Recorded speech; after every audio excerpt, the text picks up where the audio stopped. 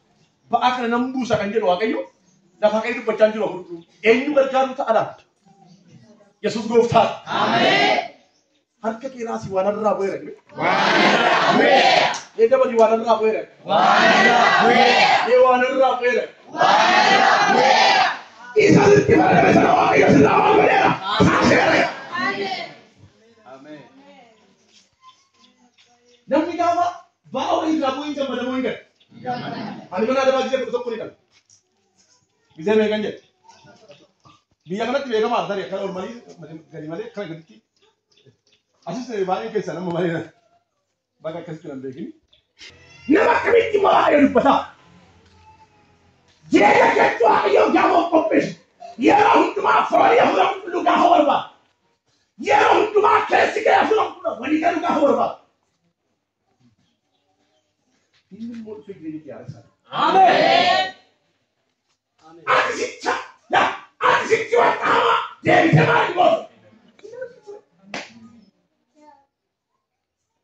Hamaan jira garuu ati Ameen.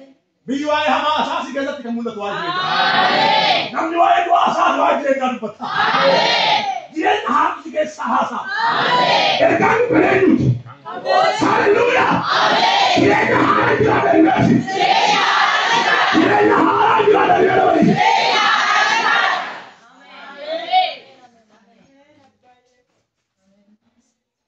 Gooftaan nuti ilaalla. Ba'a gooftaan sirraa buusee irraa fuuti. Namni yeroo waa'ee gooftaa dubbatan haaraafamu. Yeroo waa'ee sagalee waaqayyoo dubbatu haaraafanne. Namoonni baay'ee yoo sagalee waaqayyoo dubbatu jecha keessaan baay'ee kan liqqiifatu. Yeroo midhaan gaafa bu'ee isaa namoonni gaafa lallabu waaqayyoo takkas naan jedhe gaafa eenyu waaqayyo. Maqaan waaqayyo jedhamee dubbatamu kun jecha guddaadha. Mootiin biyya tokkootu maqaan gaafa dhaabu namni keessi isaa hin naamu. Maqaa waaqayyo gaafa dhaabu garuu keessi kee raafamuu qaba. Dhaabuu qaba keessi kee. Sodaatu qaba keessi kee. Namni tokko qaba biratti gaafa afur qulqulluun guutamee namni yeroo bira taa'ee nama wal bira taa'a kasiraan fudhatee wal bira taa'u. Tokko tokko dhufee gaafa hin ameen gaafa jedhu tokko tokko mokkaatti dha.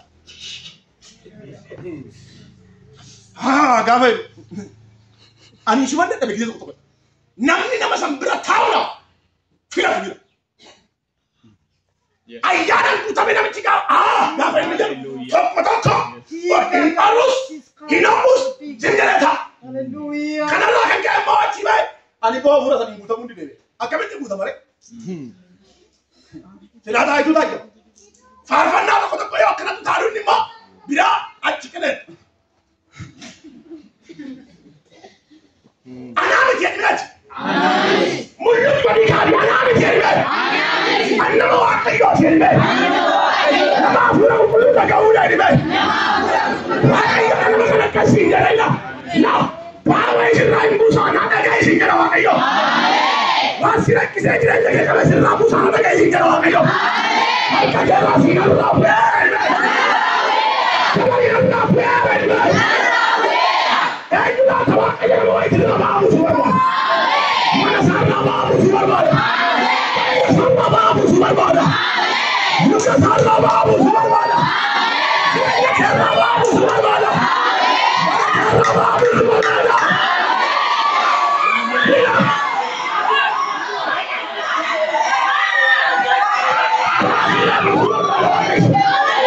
Sarra babu subarba.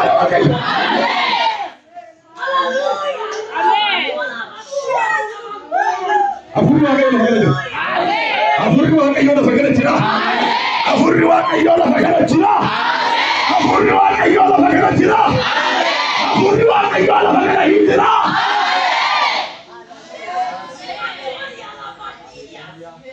Amen. Amen. Amen. Amen. Amen.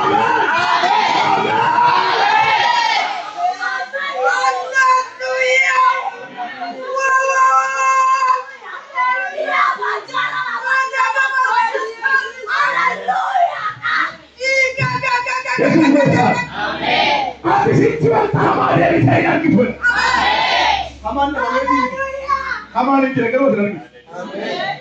Guyyaa guyyaa inni si eegu waaqayyoodha. Guyyaa guyyaa inni si eeggeessu waaqayyoodha. Egaa kan si qabu inni fuudhu waaqayyooti dubbatu waanidha. Dhaggeeffadhu waaqayyo.